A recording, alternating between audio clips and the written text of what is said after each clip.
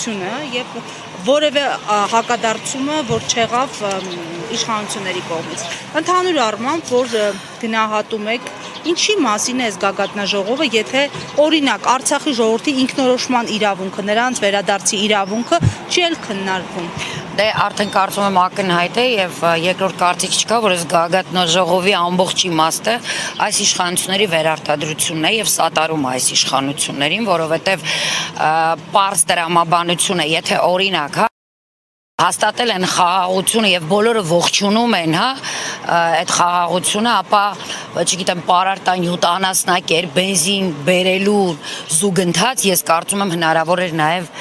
գերիներին վերադարձնել։ Այստեղից պարզ հետեւություն, որ խաղաղության մասին չէ խոսքը, եւ այն բոլոր գործընթացների, որ դեռևս սպասում է մեզ բոլորիս, դեռևս սպասում է Հայաստանին անցնել, եւ այդ ամենը իրագործելու համար բնականաբար պետք է որ այս իշխանությունները վերարտադրվեն եւ սա փայլում պարզ օրինակներ, որ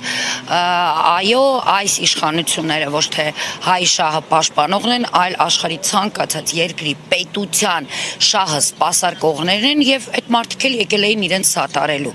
Ինչ վերաբերում է երեք Ալիևի պահվածքին, ես կարծում եմ, որ նման իշխանություններ ունենալու պարագայում օրինաչափ պահվածք էր եւ Հայաստանի վարչապետը բացարձակ այսպես շնորհակալական դիրքավորում ուներ եւ շնորհակալ էր այն բոլոր որակումներին, որը տվեց Ադրբեջանի նախագահ ըստ էության մեզ բոլորիս եւ արցախցիներին առանձին եւ Հայաստանի ժողովրդին եւ ընդհանուր առմամբ հային եւ հետեւաբար որևէ հայանպաստ գործընթաց կապված սրա իհարկե մենք դեմ չենք, մենք մեծ ոգևորություն կապրեինք, եթե լինեինք այլ իրավիճակում եւ այսպես աշխարհի կամ Եվրամիության այդ գագաթնաժողովը տեղի ունենար Հայաստանում եւ այսքան պետությունների ղեկավարները լինեին այստեղ, բայց կոնկրետ, երկու օր